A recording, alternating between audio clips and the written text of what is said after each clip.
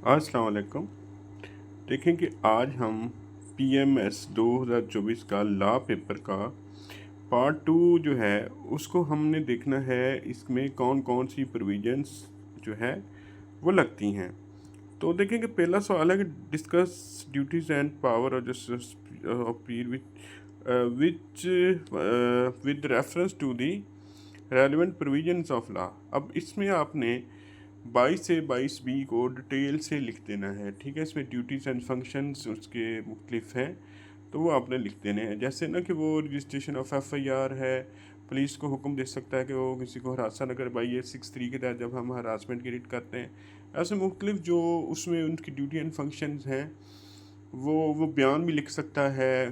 ठीक है, वो असिस्ट कर सकता है पुलिस को किसी को गिरफ्तार करने की। मुख्तलिफ उसकी हैं, वो आप बाई बी जो है वहाँ से उसको डिटेल से आपने लिख देना है। अब दूसरा है कि discuss the and explain the procedure when a जज can not pass severe sentence sufficiently severe please quote the relevant law. अब इसमें आपने 349 CRP से लिख देना है। ये 349 CRPC में इसकी डिटेल है।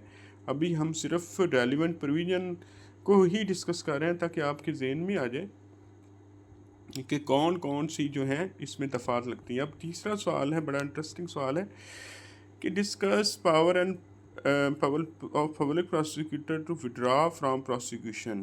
Also state the effects of effect of such withdrawal made before or after the framing of charge. Please quote the relevant law. अब इसमें एक तो आपने 494 CRPC को डिटेल से लिख देना है, और इसमें जो उसने पूछा है ना कि इफेक्ट ऑफ विड्रॉल, अगर वो जो है चार्ज फ्रेम से पहले विड्रा कर ले, पब्लिक प्रोसिक्यूटर केस को विड्रा कर ले, तो फिर वो क्या होगा, फिर होगा जी कि वो डिस्चार्ज होगा मुलजम। और अगर चार्ज फ्रेम हो जाए तो फिर वो जो है वो एक्यूटल होगा। ठीक है, इसको प्रीमेच्योर एक्यूटल भी हम कह सकते हैं।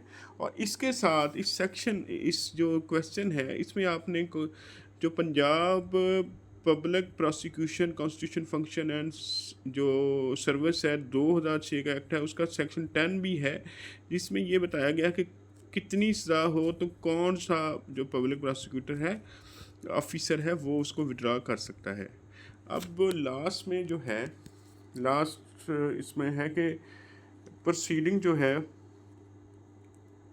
वो discuss irregularity which do not vitiate proceeding, ये 529 है। और अगर कौन सी ऐसी जो इरेगुलरिटी है जो विशिएट करती है, फिर 530 लिखना है। तो ये आपको अगर रेलिवेंट सेक्शंस जो हैं ला के आते हों तो फिर आपको जो है इसमें आसानी होगी। तो